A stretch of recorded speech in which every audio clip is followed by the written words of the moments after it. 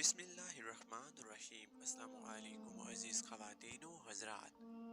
मैं हूं मोहम्मद खुज़ाम आशिक और आप देख रहे हैं मेरा यूट्यूब चैनल जिसका नाम है गर्दिशे दौरान। दोस्तों, आज की इस वीडियो में हम आपकी खिदमत में हज़रत खालिद बिन वलीद रज़ी अल्लाह ताला अन्हा की बेमिसाल शजाअत और बहादुरी की दास्तान जिसका नाम है शमशीर बेनयाम और किस्त नंबर 8 लेकर हाजिर हुए हैं, जिसे लिखा हुआ है अनायतुल्लाह अल्तमश ने। तो चलें इस ईमान अफरोज दास्तान को शुरू करते हैं। अबू सुफियान इस भयानक मंजर को बर्दाश्त ना कर सका। वो पहले ही मुंह फेर कर जा चुका था। उसने अपने दो साथियों से कहा कि उसे यकीन नहीं आ रहा कि रसूल अकरम जिंदा हैं। खालिद ने दूर से किसी और को देखकर समझ लिया होगा कि वो मोहम्मद है। किसी ने अबू सुफियान से कहा। अबू सुफियान ये कहकर कि वो अपनी आंखों से देख कर आता है, इस तंग से दर्रे की तरफ चला गया जहां से खालिद अपने सवारों को वापस लाया था। वो ऐसी जगह जा खड़ा हुआ जहां से उसे मुसलमान नजर आ रहे थे। मोहम्मद के पैरोकारों, अबू सुफियान ने बुलंद आवाज से कहा, क्या तुम में मोहम्मद जिंदा है? रसूल करीम ने आवाज सुनी तो अपने इर्द गिर्द बैठे हुए मुसलमानों को इशारा किया कि वो खामोश रहे। अबू सुफियान ने अपना सवाल और ज्यादा बुलंद आवाज से उठाया, लेकिन अब भी इसे कोई जवाब ना मिला। क्या अबू बकर तुम में जिंदा मौजूद है? अबू सुफियान ने बुलंद आवाज से पूछा, लेकिन अब भी इसे कोई जवाब ना मिला। 3 बार पूछने के बावजूद भी मुसलमान खामोश रहे। क्या उमर जिंदा है? अबू सुफियान ने पूछा, लेकिन अब के मुसलमानों ने खामोशी इख्तियार किए रखी और इसे कोई जवाब ना दिया। अबू सुफियान ने घोड़े को घुमाया। इसने नीचे देखा, कुरैश के बहुत से आदमी रसूल अकरम सल्लल्लाहु अलैहि वसल्लम के मुताल्लिक सही खबर सुनने को बेताब खड़े थे। ए अहले कुरैश, अबू सुफियान ने चिल्ला कर कहा, मोहम्मद मर चुका है। अबू बकर और उमर भी जिंदा नहीं। अब मुसलमान तुम्हारे साए से भी डरा करेंगे। खुशियां मनाओ, नाचो। अहले कुरैश नाचने और हुल्लड़ मचाने लगे, लेकिन एक गरजती हुई आवाज ने इन्हें खामोश कर दिया। ए खुदा के दुश्मन, दुर्रे की बुलंदी से हजरत उमर की आवाज गूंजी, इतना झूठ ना बोल। वो तीनों जिंदा हैं जिनके नाम लेकर तू इन्हें मुर्दा कह रहा है। अपने कबीले को धोखा मत दे। तुझे तेरे गुनाहों की सजा देने के लिए हम सब जिंदा हैं। अबू सुफियान ने तंजिया कह कहा लगाया और बुलंद आवाज से बोला, इब्न अल खत्ताब, तेरा खुदा तुझे हमसे महफूज रखे। क्या तू अब भी हमें सजा देने की बात करता है? क्या तू यकीन से कहता है कि मोहम्मद जिंदा है? अल्लाह की कसम, हमारे नबी जिंदा हैं। हजरत उमर की आवाज जवाब में गरजी, अल्लाह के रसूल, तुम्हारा एक एक लफ्ज सुन रहे हैं। अरबों में ये रवाज था कि एक मार्का खत्म होने के बाद दोनों फरीकों के सरदार या सालार एक दूसरे पर तानों और फुबतियों की तीर बरसाया करते थे। अबू सुफियान इसी दस्तूर के मुताबिक दूर खड़ा हजरत उमर से हम कलाम था। तुम हमल और अज़ा की अजमत को नहीं जानते, अबू सुफियान ने कहा। हजरत उमर ने रसूल अकरम की तरफ देखा। आप ऊंचा बोल नहीं सकते थे। आपने हजरत उमर को बताया कि वो अबू सुफियान को क्या जवाब दे। ओ बातल के पुजारी, हजरत उमर ने बुलंद आवाज से कहा, अल्लाह की अजमत को पहचान जो सबसे बड़ा और सबसे ज्यादा ताकत वाला है। हमारे पास हबल जैसा देवता और अज़ा जैसी देवी है। अबू सुफियान ने कहा, क्या तुम्हारे पास कोई ऐसा देवता और देवी है?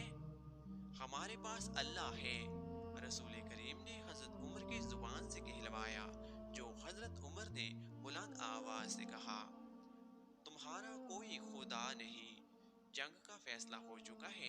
अबू सुफियान ने कहा, तुमने बदर में फतह पाई, हमने इस पहाड़ी के दामन में तुमसे इंतकाम ले लिया है। अगले साल हम तुम्हें बदर के मैदान में ही मुकाबले के लिए ललकारेंगे, इंशाअल्लाह। हजरत उमर ने रसूल करीम के अल्फाज बुलंद आवाज से दोहराए, अब तुम्हारे साथ हमारी मुलाकात बद्र के मैदान में ही होगी। अबू सुफियान ने घोड़ा मोड़ा। घोड़ा 2 कदम ही चला होगा कि इसने घोड़े को रोक लिया। ए उमर, अबू बकर और मोहम्मद, अबू सुफियान ने अब के जरा ठहरी हुई आवाज में कहा, तुम जब मैदान से अपनी लाशें उठाओगे तो तुम्हें कुछ ऐसी लाशें मिलेंगी जिनके आज़ा कटे हुए होंगे और इन्हें चीरा फाड़ा गया होगा। खुदा की कसम, मैंने किसी को ऐसा करने का हुक्म नहीं दिया था और मैंने तुम्हारी लाशों के साथ ये सलूक बिल्कुल पसंद नहीं किया। अगर इसका इल्जाम तुम मुझ पर आयद करोगे तो मैं इसे अपनी तौहीन समझूंगा। अबू सुफियान ने घोड़ा मोड़ा और घोड़े को ईड़ लगा दी। चलते चलते खालिद के घोड़े ने अपने आप ही रुख बदल लिया। खालिद ने घोड़े को ना रोका। वो समझ गया कि घोड़े ने पानी की मुश्क पा ली है। कुछ दूर जाकर घोड़ा नीचे उतरने लगा। खालिद को ये मुकाम याद आ गया। जंगे उहद के बाद वापसी पर कुरैश ने कुछ देर यहाँ कयाम किया था। नीचे पानी का खासा जखीरा मौजूद था।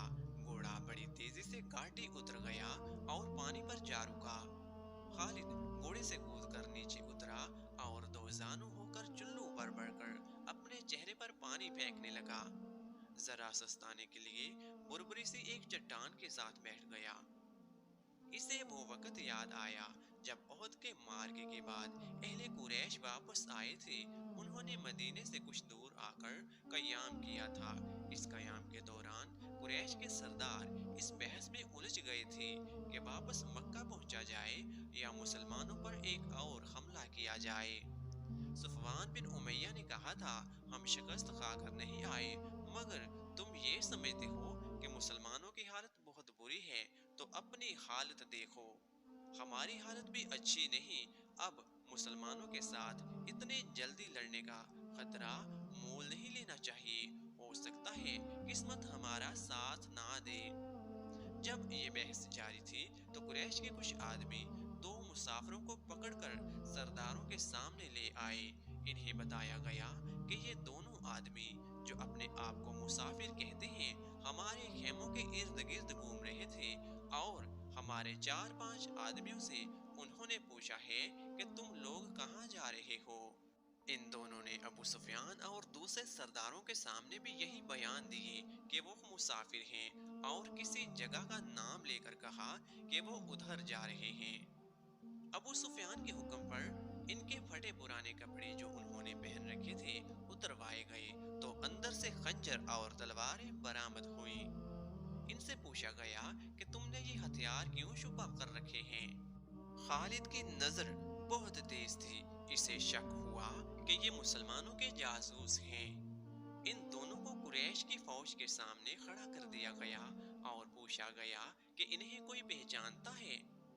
2-3 आवाजें आईं कि हम इन्हें पहचानते हैं, ये यस्रब यानी मदीना के रहने वाले हैं। इसमें एक को मैं अच्छी तरह जानता हूँ। कुरैश के एक आदमी ने उठकर कहा, उसे मैंने अपने खिलाफ लड़ते हुए देखा था। तुम अपनी जुबान से कह दो कि तुम मोहम्मद के जासूस हो, अबू सुफियान ने इन दोनों से कहा था, और जाओ, मैं तुम्हारी जान बख्शी करता हूँ। दोनों में से एक ने एतराफ कर लिया। जाओ, अबू सुफियान ने कहा, हमने तुम्हें मुआफ किया। अब दोनों, जो वाकई मुसलमानों के बेचे हुए जासूस थे और कुरैश के अज़ाइम मालूम करने आए थे, हंसी खुशी अपने ऊंटों की तरफ चल पड़े। अबू सुफियान के इशारे पर कई एक तीर अंदाजों ने कमानों में तीर डाले और पीछे से इन दोनों मुसलमानों पर चला दिए। दोनों कई कई तीर अपने जिस्मों में लेकर गिरे और फिर उठ ना सके। क्या तुम इसका मतलब समझते हो? अबू सुफियान ने अपने करीब खड़े सरदारों से कहा। जासूस भेजने का मतलब है कि मुसलमान हारे नहीं, وہ ابھی یا کچھ ہی عرصے بعد ہم پر حملہ کرنے کا ارادہ رکھتے ہیں۔ فوراً مکہ کو کوچ کرو اور اگلی جنگ کی تیاری کرو۔ اگلے روز رسول اکرم کو کسی نے آ کر بتایا کہ اہل قریش نے جہاں پڑاؤ کیا تھا وہاں اپنے دونوں جاسوسوں کی لاشیں پڑی ہوئی ملی ہیں اور اہل قریش مکہ کو روانہ ہو گئے ہیں۔ خالد نے یہ پہلی جنگ لڑی تھی، لیکن وہ سمجھتا تھا کہ وہ مسلمانوں کو شکست نہیں دے سکتا۔ آج 4 برس بعد وہ اس سوچ میں غرق تھا کہ مسلمانوں کی یہ طاقت عام انسانوں کی طاقت نہیں، کوئی راز ہے جسے وہ ابھی تک تلاش نہیں کر سکا۔ اسے اہل قریش کی کچھ خامیاں یاد آنے لگیں، کچھ باتیں اور کچھ اعمال اسے اچھے نہیں لگ رہے تھے۔ اسے یہودیوں کی 2 بڑی ہی خوبصورت عورتیں بھی یاد آئیں جو اہل قریش کے سرداروں میں گل مل گئی تھیں۔ وہ جانتا تھا کہ یہودی اپنے نسوانی حسن کے جادو سے اہل قریش پر شاہ جانے کی اور انہیں مسلمانوں کے خلاف استعمال کرنے کی کوشش کر رہے ہیں۔ یہ طریقہ اسے پسند نہ تھا، لیکن ان میں سے ایک عورت ایک روز خالد سے ملی تو خالد نے محسوس کیا کہ یہ عورت جو کچھ کہہ رہی ہے اس میں عقل و دانش ہے۔ اس عورت کے حسن و جوانی کا اپنا ایک اثر تھا، لیکن طلسم جو اس کی زبان میں تھا اس کا اثر خالد نے بھی محسوس کیا تھا۔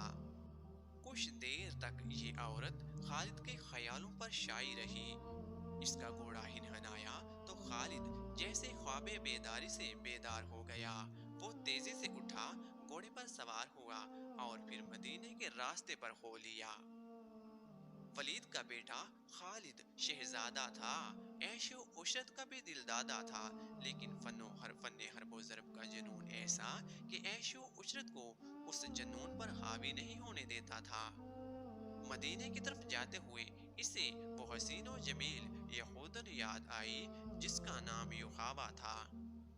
اس نے اس یہودن کو ذہن سے نکال دیا، لیکن یحاوہ رنگ برنگی تتلی بن کر اس کے ذہن میں اڑتی رہی۔ خالد اسے ذہن سے نکال نہ سکا۔ خالد کے ذہن میں اڑتی ہوئی اس تتلی کے رنگ پھیکے پڑنے لگے، پھر تمام رنگ مل کر سرخ ہو گئے، خون جیسے سرخ۔ یہ ایک بھیانک یاد تھی۔ خالد نے اسے ذہن سے اگل دینے کی بہت کوشش کی تھی، لیکن تتلی جو زہریلی بڑ بن گئی تھی اس کے ذہن سے نہ نکلی۔ یہ معرکہ احد کے 3-4 ماہ بعد کا ایک واقعہ تھا۔ ایک سازش تھی جس میں وہ شریک نہ تھا، لیکن وہ قبیلہ قریش کا بڑا ہی اہم فرد تھا۔ مسلمانوں کے خلاف کسی سازش میں شریک نہ ہونے کے باوجود وہ دعویٰ نہیں کر سکتا تھا کہ وہ اس میں شریک نہ تھا۔ معرکہ احد میں زخمی ہونے والے بعض اہل قریش کے زخم ابھی ٹھیک نہیں ہوئے تھے کہ ایک روز خالد کو خبر ملی کہ مدینے سے شیع مسلمان تبلیغ اسلام کے لیے رجا کی طرف جا رہے تھے کہ عفان سے تھوڑی دور ایک غیر مسلم قبیلے نے انہیں روک لیا اور ان میں سے 2 کو مکہ لایا گیا ہے اور انہیں نیلام کیا جا رہا ہے۔ خالد دوڑتا ہوا وہاں گیا۔ وہ مسلمان خبیب بن عدی اور زید بن دسنہ تھے۔ خالد دونوں کو جانتا تھا۔ وہ اسی کے قبیلے کے افراد ہوا کرتے تھے۔ انہوں نے اسلام قبول کر لیا تھا۔ ان میں خب رسول کا یہ عالم تھا کہ رسول خدا پر جانیں قربان کرنے کو تیار رہتے تھے۔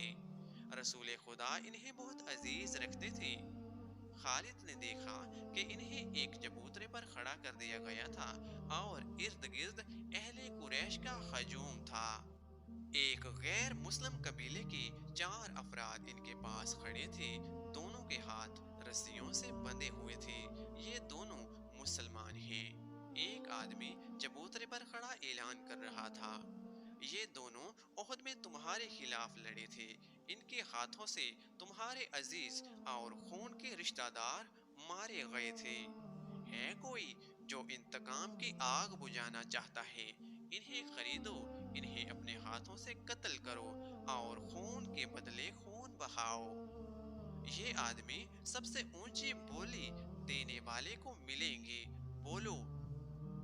2 گھوڑے، ایک آواز آئی، بولو، بڑھ کر بولو۔ 2 گھوڑے، ایک اونٹ، ایک اور آواز آئی، घोड़ों ऊंटों को छोड़ो, सोने में बोली दो, सोना लाओ, दुश्मन के खून से इंतकाम की प्यास बुझाओ। वो लोग जिनके करीबी रिश्तेदार ओहद की लड़ाई में मारे गए थे बढ़ बढ़ कर बोली दे रहे थे। खुबैब और जैद रज़ी अल्लाह अन्हा चुपचाप खड़े थे। इनके चेहरों पर खौफ ना था, घबराहट नहीं थी और हल्की सी बेचैनी भी नहीं थी। खालिद हजूम को चीरता हुआ आगे चला गया। और कुरैश के सरदार के जंगजू बेटे, खुबैब ने खालिद को देखकर बड़ी बुलंद आवाज से कहा, तेरा कबीला हम दोनों का खून बहाकर इस मुकद्दस आवाज को खामोश नहीं कर सकता जो गारे हिरा से उठी है। ला अपने कबीले का कोई नामवर लड़ाका और मेरे हाथ खुलवा दे, फिर देख कौन किसके खून से प्यास बुझाता है। मैदान जंग में पीठ दिखाने वालों, जैद ने गर्जदार आवाज में कहा, तुमने शिकस्त का इंतकाम हमारे भाइयों की लाशों से लिया है। तुम्हारी औरतों ने ओहद के मैदान में हमारी लाशों के कान और नाकें काट कर इनके हार अपने गले में लटकाए हैं। आज 4 बरस बाद मदीना की तरफ जाते हुए खालिद को खबैब और जैद की ललकार और ताने साफ सुनाई दे रहे थे। वो जैद के ताने को बर्दाश्त नहीं कर सका था। आज 4 बरस बाद इसे ये ताना याद आया तो भी इसके जिस्म ने जर्जरी ली। उसे ओहद के मैदान का वो मंजर याद आ गया जब अबू सुफियान की बीवी हिंद ने हमजा की लाश का कलेजा निकालकर अपने मुंह में डाल लिया और चबाकर उगल दिया था। इसी औरत ने अपने साथ की औरतों से कहा था कि वो मुसलमानों की लाशों के कान और नाकें काट कर लाएं। इन औरतों ने इसके आगे कानों और नाकों का ढेर लगा दिया था। हिंद ने इन कानों और नाकों का हार बनाया और अपने गले में डाल लिया था और वो पागलों की तरह मैदाने जंग में एक गीत गाती और नाचती फिरती थी। इस मंजर को इसके खामद अबू सुफियान ने पसंद नहीं किया था। खालिद ने तो नफरत से मुंह ही फेर लिया था। मुअज़्ज़िज़ ख़वातीन व हज़रात, शमशीर बेनयाम की किस्त नंबर 8 यहाँ पर मुकम्मल हो गई है। इस ईमान अफरोज़ दास्तान की अगली इक़्सात देखने के लिए हमारे चैनल गर्दिश दौरा को सब्सक्राइब कर लें। और अगर आप चाहते हैं कि इस सिलसिले की अगली इक़्सात आप तक फ़ौरन पहुँचती रहे और सबसे पहले पहुँचे तो घंटी के निशान को भी दबा दीजिए। तो मिलते हैं इस सिलसिले की अगली किस्त के साथ। तब तक के लिए मुझे इजाज़त दीजिए। अल्लाह ताला हम सब का हामी